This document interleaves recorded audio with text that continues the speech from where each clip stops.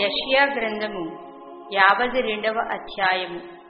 సియోను, లెమ్ము, లెమ్ము, నీ బలము ధరించుకొనుము.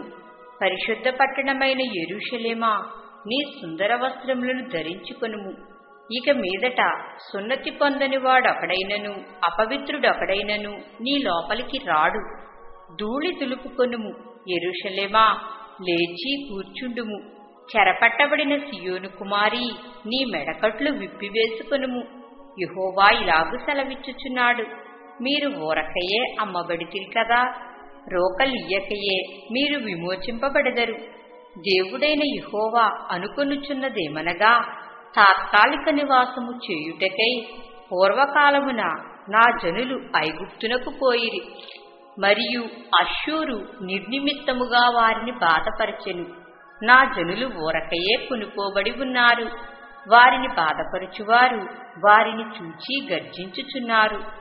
ఇదే యెహోవా వాక్కు. దినమెల్లా నా నామము దూషింపబడుచున్నది. కావున ఇచ్చట నేనేమి చేయవలెను? ఇదే యెహోవా వాక్కు. నా జనులు నా నామము తెలుసుకొందురు. నేనున్నానని చెప్పువాడను నేనే అని వారు ఆ దినమున తెలుసుకొందురు.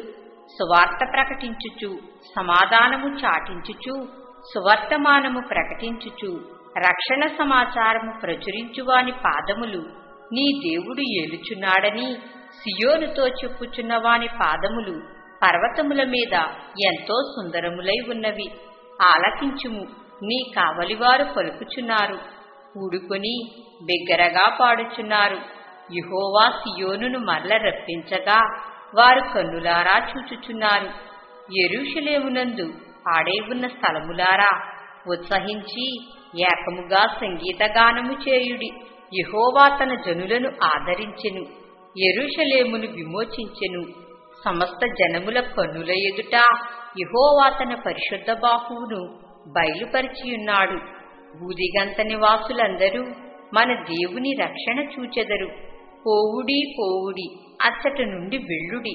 అపవిత్రమైన దేనిని ముట్టకుడి, దాని యొద్ద నుండి తొలగిపోవుడి. యెహోవా సేవోపకరణములను మూయువారలారా, మిమ్మును మీరు పవిత్రపరచుకొనుడి. మీరు త్వరపడి బయలుదేరరు, పారిపోవు రీతిగా వెళ్లరు. యెహోవా మీ ముందర నడుచును. ఇశ్రాయేలు దేవుడు మీ సైన్యపు వెనుకటి భాగమును కావలి కాయును. ఆలకించుడి, నా సేవకుడు వివేకముగా ప్రవర్తించును. అతడు హెచ్చింపబడి ప్రసిద్ధుడై మహాగణుడుగా ఎంచబడును.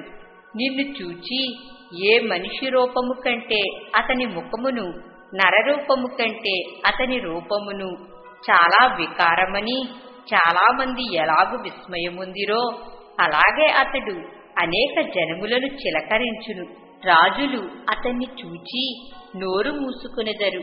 తమకు తెలియచేయబడని సంగతులు వారు చూచెదరు. తాము వినని దానిని గ్రహింతురు.